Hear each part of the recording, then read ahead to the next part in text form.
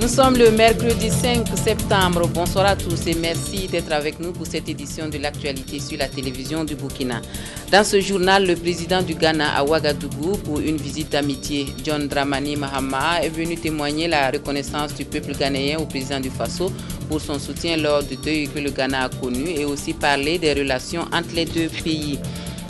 Et puis certaines artères de la ville de Ouagadougou, source d'insécurité routière par les temps de pluie. Nous vous proposons un constat dans ce journal. Et la Côte d'Ivoire qui demande à la Banque mondiale le dédoublement de l'aide qui lui est allouée. Alassane Dramane Ouattara a donné comme argument au nouveau patron de l'institution de Bretton Woods la reconstruction de son pays. Bienvenue à tous à ce journal et merci de nous suivre.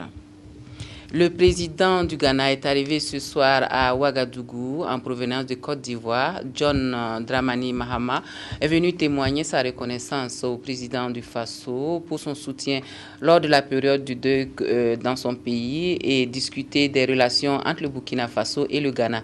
Il a été accueilli à sa descente d'avion par le Premier ministre Luc Adolphe Thiaw Moumouni Soubega. Prévu pour 15h GMT, c'est au finish à 17h moins le quart que l'avion du président ghanéen a atterri à l'aéroport international de Ouagadougou. John Dramani Mahama est accueilli à sa descente par le premier ministre burkinabé Luc Adolphe Thiaw.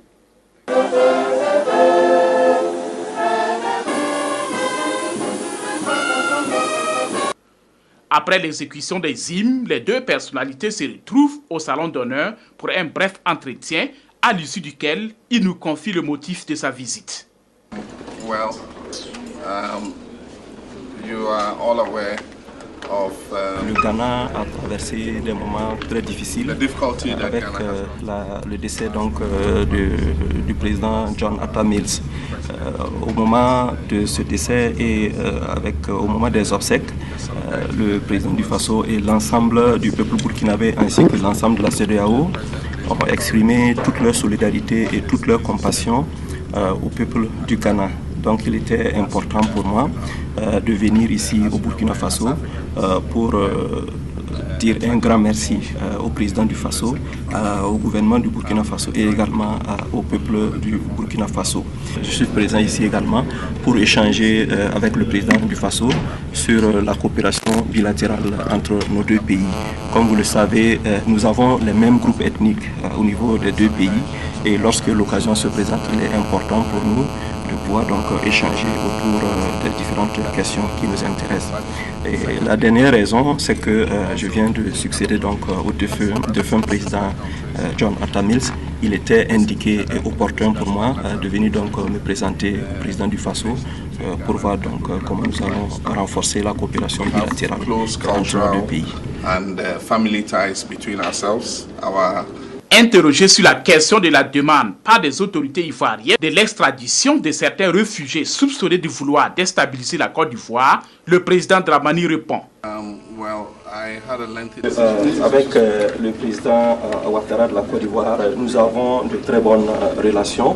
Naturellement, nous avons bien sûr des personnes, des Ivoiriens qui sont en exil au niveau donc, du Ghana, mais j'ai donné l'assurance au président Alassane Dramane Ouattara que le Ghana ne va pas servir de base arrière pour déstabiliser un quelconque pays au niveau de la sous-région. C'est suite au décès de John Atta Mills le 24 juillet dernier que John Dramani Mahama a été investi à la tête du Ghana. Il prévoit également dans son agenda une rencontre avec ses compatriotes vivant au Burkina avant de quitter Ouagadougou ce soir même. Et le président de la République du Ghana a ensuite été reçu par le président du Faso, Blaise Compaoré et John Dramani Mahama ont surtout évoqué la coopération entre les deux pays, les grandes questions concernant la sous-région, notamment la situation de crise que traverse le Mali. Les deux chefs d'État ont marqué leur disponibilité à œuvrer pour un retour à la paix dans ce pays. Maïmouna Traoré, qui rentre de Kossiam, ça fait pour que nous ayons ce reportage au cours de notre journal. Une délégation des participants aux assises de Ouagadougou sur l'éducation était au palais de Kossiam hier. Les échanges avec le président du Faso ont porté sur la tenue de cette rencontre qui a ouvert le débat sur les systèmes éducatifs dans l'espace francophone en rapport aux compétences. Maïmouna Traoré. La délégation des participants aux assises sur l'éducation est venue échanger avec le président du Faso sur les enjeux de leur initiative, faire de l'éducation et de la formation professionnelle un pilier du développement. Les échanges ont également porté sur les préparatifs du sommet de la francophonie. Où des ministres, des experts vont partager leur expérience sur un enjeu. Comment faire en sorte que la formation technique et professionnelle soit en phase avec l'emploi, pour créer justement des emplois durables qui créent de la richesse dans nos pays. Évidemment, on a profité aussi avec Monsieur le Président de la République, qui a toujours été très engagé pour la francophonie. On n'a qu'à se rappeler de ce magnifique sommet qui s'est tenu ici même en 2005, et qui avait mis l'éducation au cœur justement des priorités de la francophonie, pour préparer le sommet de Kinshasa le mois prochain, premier sommet de la francophonie dans la région d'Afrique centrale et des Grands Lacs, et échanger avec lui justement sur la situation. Donc avec les ministres qui étaient dans la délégation, nous avons pu échanger et écouter les conseils avisés de Monsieur le Président de la République, tant dans le domaine de l'éducation et de la formation, qui pour lui est une priorité, que sur les autres enjeux du sommet de Kinshasa, qui seront les enjeux de l'environnement. La délégation sort de cette audience reconfortée par le soutien du président du Faso. Le président nous a dit qu'il est temps de passer de la théorie à la pratique. Je pense que nous en sommes conscients et nous ferons en sorte que la Confemène encadre la conclusion de ces assises-là et qu'au niveau de la francophonie, en relation avec l'OIF, la Confemène puisse travailler dans ce sens. Parce que la langue française est une langue qui est très aimée et très pratiquée en Afrique. Et apprendre aux élèves, aux enfants et aux étudiants de mieux travailler pour leur pays est un objectif que nous allons atteindre, Inch'Allah, avec l'aide du président de la République et de tous ses pairs. Les instituteurs principaux du Burkina Faso, eux, se sont réunis à Bobo-Dioulasso pour réfléchir sur le rôle des encadreurs pédagogiques dans le management des ressources humaines dans les circonscriptions d'éducation de base et les écoles. La 3e conférence annuelle s'est achevée le 30 août dernier. Sanoa Christine Koulibaly. Au nombre de 255, ces encadreurs pédagogiques des Hauts-Bassins étaient 96 durant à l'école du management des ressources humaines dans la gestion des circonscriptions d'éducation de base et des écoles. Un thème fort évocateur pour le ministère de l'Éducation nationale et de l'alphabétisation qui comptabilise le plus gros effectif de la fonction publique. Il n'y a de richesse que d'hommes. Et nous nous sommes dit que si ceux qui sont chargés, en tout cas de former les hommes à la base, n'ont pas vraiment les informations utiles pour manager, pour en tout cas conseiller, pour communiquer, pour en tout cas motiver, cela va être difficile vraiment que nous puissions atteindre les objectifs que nous nous sommes fixés. Nous avons échangé, nous avons pu ensemble ressortir les difficultés liées à la cohabitation dans les écoles, les comportements qui font que le travail ne marche pas bien, que la motivation ne soit pas à même de les amener au bon résultat. Et au finish, nous sommes parvenus à des résolutions.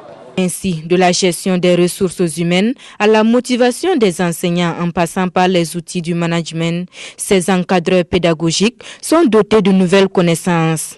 Des connaissances qui devraient leur permettre d'affronter l'année scolaire. Le thème nous a permis donc d'avoir des éléments qui nous permettraient de mieux gérer nos écoles et de mieux motiver nos enseignants. D'abord en prenant en compte leurs préoccupations, en les associant également à la gestion des écoles. Si les moyens, on donne les moyens aux écoles de motiver les enseignants en prenant en compte leurs préoccupations, je pense que ça pourrait aller. Plus de moyens logistiques pour les enseignants, c'est l'une des recommandations des participants à cette conférence, 3e du genre. Ils ont également recommandé la perpétuation de ce cadre de formation et d'échange pour une productivité efficiente des écoles. Les mêmes encadreurs pédagogiques, centres d'intérêt du département en charge des droits humains. Ces acteurs de l'éducation sont depuis ce matin à l'école du guide pédagogique pour l'éducation aux droits humains au primaire. Des connaissances qui leur seront utiles pour le suivi des enseignants dès cette rentrée scolaire. La rencontre se tient à Lumbila, Kadisanogo. La question de l'éducation aux droits humains est au cœur des préoccupations du ministère du professeur Albert Ouedraogo. C'est pourquoi il veut introduire l'enseignement des droits humains dans le système éducatif au primaire. Une session de formation de 100 encadreurs pédagogiques de la province du Kadiogo a été initiée pour un meilleur suivi des enseignants. L'éducation aux droits humains à l'école primaire vise surtout à initier l'apprenant aux valeurs de la société dans laquelle il vit. Un guide pédagogique a été élaboré pour forger la personnalité de l'enfant à la culture de la tolérance et de la paix. Nous avons cette formation qui est adressée aux encadreurs, parce que ce sont les encadreurs qui forment les instituteurs qui par la suite vont dispenser le savoir aux élèves. Donc c'est une session de formation de formateurs afin de permettre à ces encadreurs de pouvoir prendre en charge les éléments essentiels des droits humains qui se retrouvent dans un guide élaboré depuis l'année dernière par le ministère en charge des droits humains. Nous voulons, à travers cette action, permettre de montrer à tous les Burkinabés qui seront demain les bâtisseurs de ce pays, de comprendre que la question des droits humains n'est jamais une question achevée. Des modules sur les droits humains seront introduits très prochainement dans le système éducatif burkinabé. Après Ouagadougou, ce sera le tour des encadreurs pédagogiques du primaire de la province du Oué qui vont aller à cette école. Et dans l'Oudalan, associations et leaders d'opinion ont eu droit à leur part de sensibilisation sur le vote.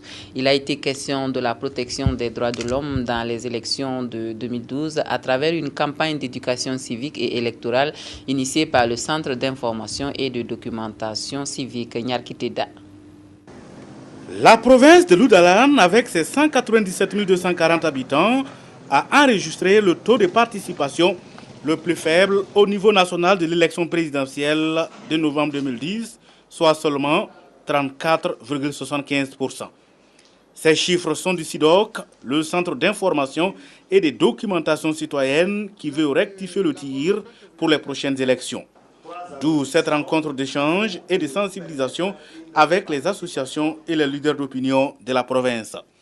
Nous avons voulu donner l'ensemble des outils à ces représentants d'associations pour qu'à leur tour, ils retournent et expliquent à leurs membres, à leur communauté, les notions que sont les droits de l'homme, l'importance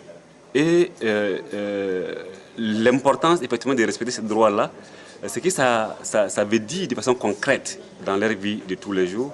Les notions de démocratie, de participation citoyenne, l'importance de cette participation et l'impact que la participation du citoyen peut avoir sur la gestion des affaires de sa communauté. Pour atteindre ces objectifs, une enquête prospective a été réalisée pour mieux cerner les raisons de la baisse de la participation électorale dans l'Oudalan. Ce sont d'ailleurs les résultats préliminaires de la prospection démocratique menée dans la zone qui ont servi de données de base pour orienter les débats. La trahison, l'ignorance de l'impact de la démocratie dans la vie quotidienne, de l'élection et du droit au vote sont entre autres les causes qui ont entamé une participation massive aux élections. Ces responsables d'associations et les leaders d'opinion formés devraient alors travailler pour favoriser le développement d'une citoyenneté active dans la province de l'Oudalan. Les forces armées nationales en quête des bonnes pratiques managériales. La hiérarchie militaire échange depuis ce matin à Ouagadougou autour de l'exercice du commandement dans le contexte socio-économique actuel. Il est question de prendre en compte les nouvelles exigences. Nyarkiteda. Confiance, communication et responsabilité, c'est la trilogie qui doit guider dorénavant les actions de commandement au sein des forces armées nationales du Burkina. Les responsables des grands commandements et services sont réunis ici pour échanger sur les problématiques majeures qui structurent l'exercice du commandement dans le contexte international et national du moment. Il s'impose également à ces hauts gradés de l'armée de questionner la science et l'art de l'exercice de commandement afin d'identifier les exigences nouvelles en rapport avec le contexte sociopolitique et économique d'aujourd'hui. Hier déjà, commander était un exercice difficile, mais qui s'accommodait bien volontiers des vertus de l'obéissance entière, sans hésitation ni murmure. Aujourd'hui, le monde a pris des couleurs et bien des choses ont changé. les différentes mutineries que les forces armées nationales ont connues nous administrent suffisamment la preuve que l'exercice du commandement est et demeure un des défis majeurs de la vie des armées. Ce forum se tient avec toujours en mémoire les mutineries de 2011. Et ces hauts cadres de l'armée se donnent alors 3 jours pour formuler une stratégie managériale efficace et fondée sur une nouvelle philosophie de commandement. Il s'agira donc de passer en revue l'exercice du commandement dans le contexte donc, des mutineries afin de tirer tous les enseignements et pour permettre de renforcer les capacités managériales des différents chefs militaires. Donc c'est vraiment bien à propos et les thèmes retenus sont orientés non seulement sur ces enseignements, mais aussi sur tous les outils qui sont nécessaires aux chefs d'aujourd'hui pour exercer pleinement leurs responsabilités. La rencontre qui se tient aujourd'hui inaugure la série de concertations au profit des hauts gradés pour renforcer leur sens de responsabilité afin de faire de l'armée burkinabé une armée responsable, loyale, intègre et au service de la nation. Les parlementaires sollicités dans la lutte contre la pratique de l'excision s'organisent pour mieux s'impliquer dans ce combat. Le renforcement de la coopération parlementaire pour accélérer l'abandon de la pratique de l'excision fait l'objet d'une rencontre à Ouagadougou. Une réunion sur l'excision transfrontalière organisée par des parlementaires européens avec l'Afrique en partenariat avec l'Assemblée nationale. Anna-Lucie Kéry. Les chiffres parlent d'eux-mêmes. Toutes les minutes, dans le monde, 5 filles sont excisées. Une situation intolérable qui a conduit les premiers responsables de l'AOEPA, l'Association des parlementaires européens avec l'Afrique, a organisé en avril dernier à Ouagadougou un atelier parlementaire pour favoriser l'abandon de l'excision. La réunion qui a débuté ce matin et qui réunit aussi bien des parlementaires de l'AOEPA, du Mali, de la Côte d'Ivoire, du Niger, du Togo, du Bénin et du Burkina Faso vise le même objectif. Elle entend également impliquer les hommes dans la lutte contre la pratique de l'excision. On ne peut plus accepter aujourd'hui, dans des sociétés modernes et démocratiques, que l'on mutile encore des femmes, que ce soit pour des raisons religieuses, des raisons traditionnelles. La femme a droit à son intégrité comme l'homme a droit à son intégrité. Jusqu'à présent, on a beaucoup travaillé, les mamans, les grands-mères, les filles, mais je pense qu'il est important de travailler aussi sur le rôle de l'homme, parce que c'est l'homme qui exige, lors du mariage, que sa femme soit excisée.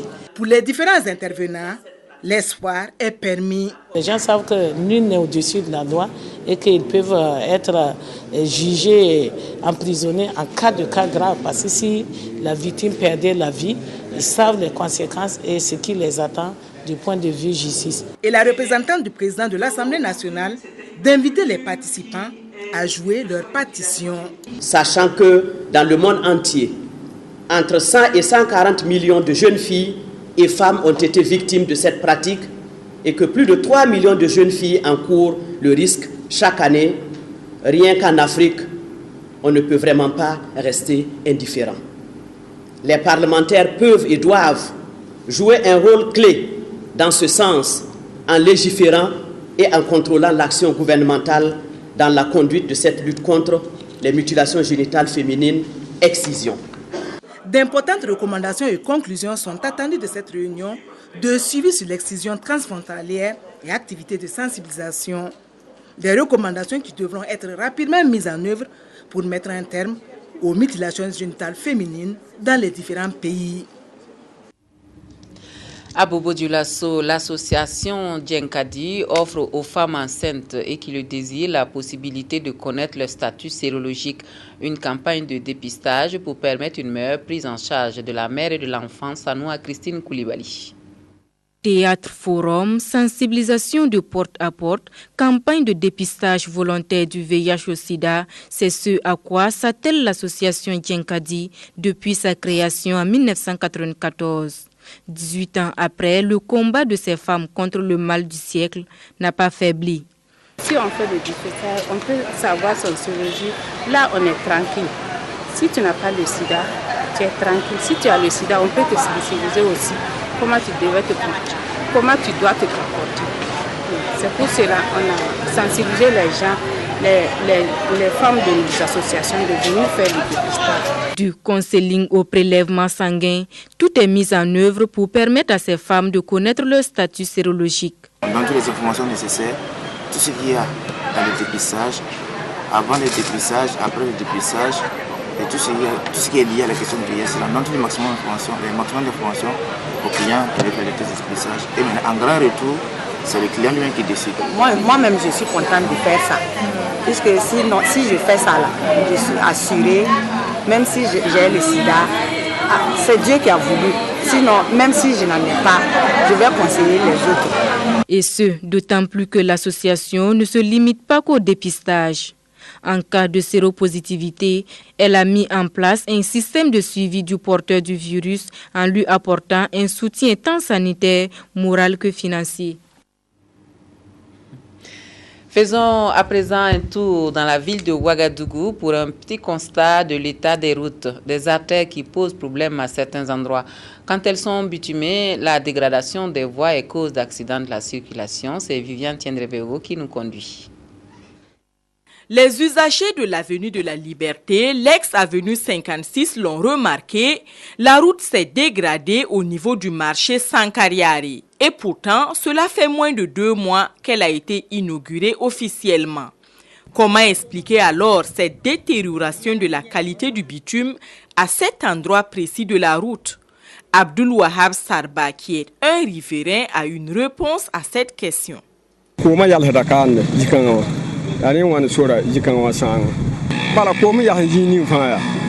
La route s'est gâtée ici parce que l'eau stagne.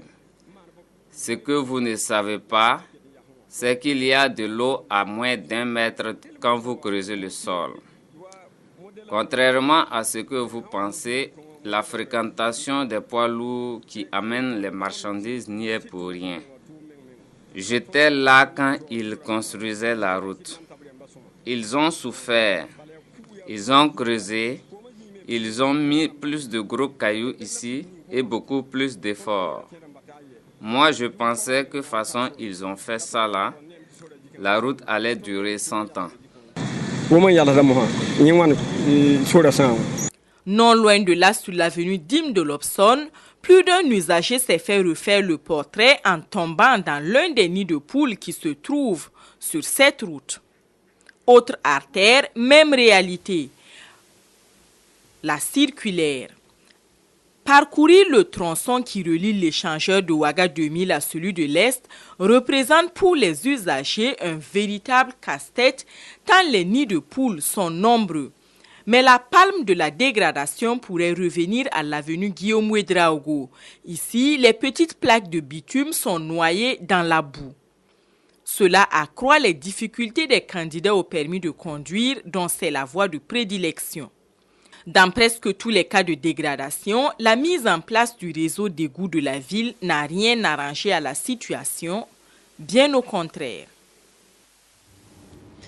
Et à Dédougou, le manque de caniveaux est une préoccupation. Une situation qui crée donc des désagréments et qui fait des victimes dans certains quartiers. Une de nos équipes de reportage a fait le constat dans un des secteurs de la ville. Suivons Symphorien Somda. Les habitants de la ville de Dédougou ont, pendant cette saison d'hivernage, d'énormes soucis. Les routes sont obstruées. La raison, c'est le manque de canaux d'évacuation des eaux pluviales. Le résultat est là. Les routes sont truffées de trous, ou même inexistantes. Les usagers de la route jonglent comme ils le peuvent pour se frayer un chemin. Certaines voies sont confondues avec la nature. Par endroits, les chaussées sont transformées en poubelles. On se dit que les eaux de ruissellement vont faire le reste. Le secteur 3 est même appelé par ironie Madagascar. Les murs de clôture s'écroulent du fait de l'eau de ruissellement. Certains se demandent comment quitter le domicile pour se rendre en ville. Cette villa est inondée. Plus loin, cette vieille dame avec ses petits-enfants vivent carrément dans une mare. C'est la peur qui habite les citoyens quand la pluie se prépare et se demande à quand la fin. Là, nous sommes sur le site du Festima, le festival des masques de Dédougou. On ne parle plus d'aire des spectacles, mais plutôt d'une mare. Le conseil municipal est donc interpellé pour trouver une issue heureuse à cette situation. Un mot de sport à présent. En football, le hasard du tirage a voulu que le Burkina Faso et la Centrafrique se confrontent en aller-retour pour le dernier tour qualificatif de la CAN 2013 en Afrique du Sud. Pour le match aller qui se disputera à Bangui le 8 septembre prochain, Paul Put a sonné le rassemblement des étalons. Et pour la circonstance, une conférence de presse a été animée au siège de la Fédération burkinabé de football à Ouaga 2000. Jérôme Tiendrobego nous en parle. Pour être au concert des nations africaines de football en 2013, les étalons doivent écarter de leur chemin les fauves centrafricains. Et pour la première manche de la double confrontation, Paul Put a fait appel aux étalons les plus en forme du moment. On a besoin des joueurs qui sont en compétition pour accélérer le match là-bas, pour jouer la vitesse et tout ça. Mais de toute façon, on est là, on regarde et s'il y a des talents qui tapent sur la porte, on était là pour ouvrir la porte et on a prouvé ça avant, mais maintenant on a choisi vraiment des joueurs qui sont en compétition. Paul Put devra faire sans Moumouni Dagano blessé, Narcisse Bambara et Aristide Bansé pour raison de papier administratif. Des étalons présents, il y a des habitués de la sélection, mais aussi ceux qui signent leur retour. Tous sont animés du même sentiment, la combativité. Et moi, je suis heureux d'être abonné. C'est un plaisir. Et moi, je suis venu avec toute la conviction de donner le meilleur de moi-même. Paul Put avait souhaité préparer ses poulains au Cameroun ou à défaut au Ghana voisin. Mais c'est finalement à Ouagadougou que Charles Kabouré et ses camarades vont suivre les dernières mises au point du sélectionneur. Toute chose qui n'entame en rien la détermination. Ça tombe bien qu'on vienne ici se préparer et puis aller avec un avion privé. Et vu du temps de récupération qu'on a joué dimanche, à d'autres qui ont joué samedi, et c'est important. Et on va découvrir le terrain d'ici parce qu'actuellement il pleut dans pratiquement partout en Afrique en ce moment. Et je pense que être ici c'est une bonne chose pour nous et pour notre préparation. C'est donc ce jeudi à 7h précises que les étalons quittent Ouagadougou pour Bangui à bord de l'avion présidentiel pour un match capital.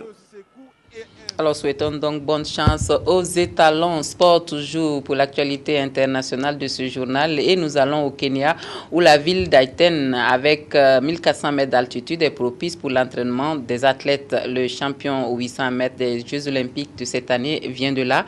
De nombreux autres athlètes viennent d'autres horizons du monde pour se préparer à la haute compétition internationale. La municipalité a conscience qui est la visite du président de la République du Ghana au Burkina Faso, John Dramani Mahamat, a été reçu par le président du Faso, Blaise Compaoré, et son hôte donc ont surtout évoqué la coopération entre les deux pays, les grandes questions concernant la sous-région, notamment la situation de crise que connaît le Mali. Les deux chefs d'État, nous l'avons dit, ont marqué leur disponibilité à œuvrer pour un retour de la paix dans ce pays. Maïmouna Traoré est fin prête. Nous suivons son reportage. Le président de la République du Ghana au palais présidentiel de Kosiam. C'est la première fois que John Dramani Mahama foule le sol burkinabé en tant que chef d'État. Avec son homologue Blaise Compaoré, ils ont échangé sur les relations bilatérales entre le Burkina Faso et le Ghana et des projets communs aux deux pays. Les deux chefs d'État ont fait un tour d'horizon des grandes questions concernant la sous-région ouest africaine, notamment la crise qui secoue le Mali. J'ai également profité de cette occasion, de l'occasion qui m'a été offerte pour féliciter le président du Faso pour l'ensemble des efforts qu'il déploie en termes de médiation pour donc mettre un terme à un certain nombre de conflits dans la sous-région. Je voudrais citer ces efforts de médiation au niveau de la Guinée et également au niveau du Mali. Et je l'ai assuré qu'au niveau du Ghana, nous sommes prêts et disposés à soutenir ces efforts pour pouvoir donc mettre un terme à la crise constitutionnelle qui prévaut au niveau du Mali. Je dois dire que pour le moment, nous n'avons pas reçu de requête directe dans ce sens. Nous avons bien sûr suivi les discussions qui sont en train de se mener, étant donné que mon chef d'état-major a participé aux différentes réunions qui se tiennent au niveau de Bamako. Mais au niveau du Ghana, il faut savoir que nous avons un certain nombre de contraintes liées donc à la situation qui prévaut au niveau donc, de notre pays. Nous avons déployé beaucoup de troupes pour le maintien de la paix. Actuellement, le Ghana est impliqué dans 5 opérations de maintien de la paix. Et vous savez également que nous devons organiser des élections en décembre au niveau donc, de notre pays. En tenant compte de l'ensemble de ces contraintes et à travers les discussions que je vais avoir avec les personnes chargées de la sécurité au niveau de mon pays, eh bien, nous allons faire une évaluation de la situation et voir ce qui peut être fait. Mais pour le moment, je ne peux pas prendre un engagement. Parlant de la situation au Mali, le médiateur Blaise Compaoré, qui ne ménage aucun effort pour un retour de la paix dans ce pays, a marqué sa disponibilité à examiner avec ses pairs la requête du président malien Diokounda Traoré sur une intervention militaire de la CEDEAO. Nous avons donc appris la requête du président Diokounda à l'adresse de la CEDEAO. Et nous attendons, comme l'a dit le président, d'apprécier cela entre chefs d'État avec nos différents responsables de sécurité. Mais il est certain que nous avons tous un devoir de solidarité avec le Mali qui est dans une situation très difficile. Je peux vous dire que le Burkina Faso, qui du reste, à cause du voisinage, est très intéressé par la stabilité du Mali, sera très disponible. Nous avons déjà eu des entretiens avec un certain nombre de mouvements armés du Nord Mali et nous attendions donc la mise en place d'un organe national de dialogue au Mali pour permettre aux deux parties de pouvoir échanger parce que nous ne sommes médiateurs que lorsqu'il y a des parties. Or, pour l'instant, nous n'avons pas de parties en présence l'une face à l'autre. Et c'est ce qui n'a pas permis aujourd'hui d'engager très vite ce dialogue-là. Alors, mais avec les dernières évolutions, bien sûr, il faudra encore analyser pour voir si il y a nécessité aujourd'hui de poursuivre le traitement de la question en privilégiant ce dialogue politique où il faut prendre des mesures peut-être transitoires, mais des mesures fortes qui pourraient éviter la déstabilisation totale du Mali. C'est sur une volonté de consolider les relations entre le Burkina Faso et le Ghana que les deux chefs d'État se sont quittés après plus d'une heure d'entretien. Voilà pour l'actualité dans cette édition sur la télévision du Burkina. Merci à vous de nous avoir suivis. Très bonne soirée à tous et à toutes. À demain.